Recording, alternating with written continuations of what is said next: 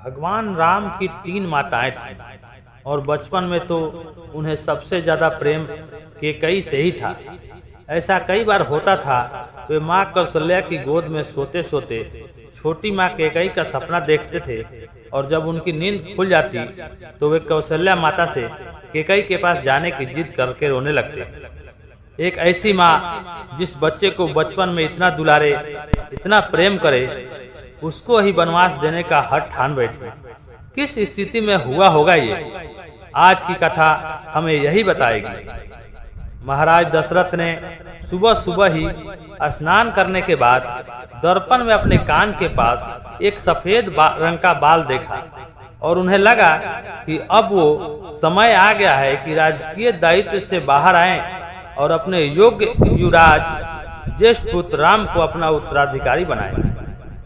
राम की राज्याभिषेक की सूचना अंतःपुर में जहां रानियां रहती थी, माएँ रहती थी, थोड़ी विलम्ब से पहुंचा। राम की मझली माँ कैकेयी की प्रिय दासी थी मंथरा।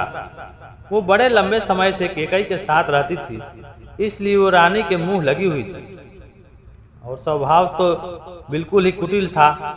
अब यहाँ तो सारा राज्य ही प्रसन्न था। हर व्यक्ति ऐसे उत्साह में था जैसे उसी के बेटे का राज्याभिषेक हो रहा हो। इतनी सारी प्रसन्नता, इतने सारे लोगों का संतोष, असंतोषी मंथरा के मन में कुटिलता जगा दी। उसने कैकेयी को जाकर राज्याभिषेक की बात सुनाई।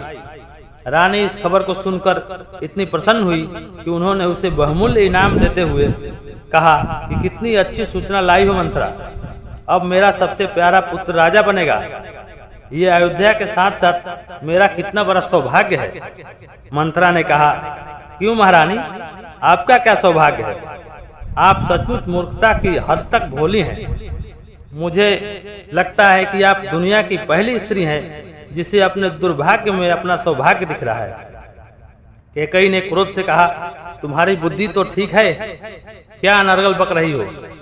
उसने कहा, मुझे तो सब सही लग रहा है, मुझे सब पता है, आपकी ही बुद्धि पर मोह का पर्दा पड़ा हुआ है। अरे राम राजा बनेंगे तो कौशल्या आपकी सौत राजमाता बनेंगी और आप बनिएगा मेरी तरह उन माँ बेटों की दासी। कैकेयी यह सुनकर चौंक गई, बोली, तुम्हारी बुद्धि में इतना कलुष कैसे आता है मंथरा? राम मेरा भी तो बेटा है। मंथरा ने कहा, अच्छा स्वयं बताइए, कोई भी राजा बने मैं तो दासी ही रहूंगी, पर मैं ये चाहती हूँ कि आप रानी हैं तो राजमाता आप ही बने, दासी न बनना पड़े। लेकिन आपको अपने भले की बात बुरी लग रही हो तो मैं क्या करूं? अब मैं कुछ नहीं कहूंगी।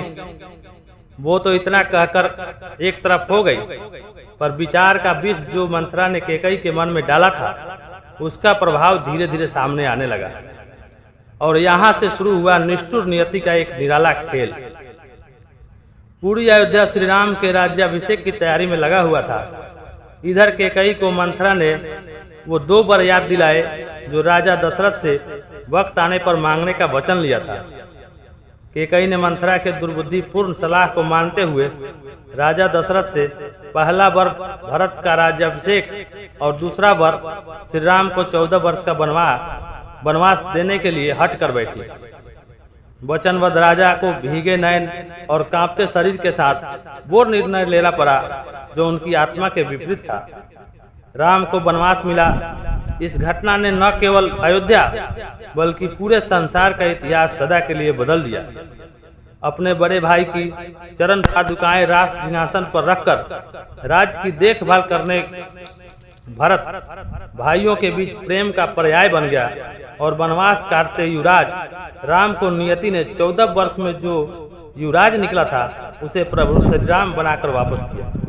इस कथा का सबसे बड़ा सार यह है कि जब जब आपके साथ के लोग मंथरा जैसे कुटिल होंगे, जब जब आप दुष्टों को अपने जीवन में हस्तक्षेप करने का अधिकार देंगे, जब जब आप कलुषित हृदय वाले लोगों की सलाह सुनेंगे, तब तब आप चाहे अंदर से कितने ही सात्विक क्यों न हो, आपके अंदर का सात्विक तत्व राम तत्व अंततः वनवासी हो ही जाएगा। आपकी सारी अच्छाई, सारा बड़प्पन, सारा शुभ कार्य शून्य हो जाएगा। याद रखिएगा कि अपने अंदर के शुभ तत्वों को अगर वनवास नहीं देना है तो जीवन में मंथरा जैसी दुर्बुद्धिपूर्ण सलाहकारों से हमेशा दूर रहें।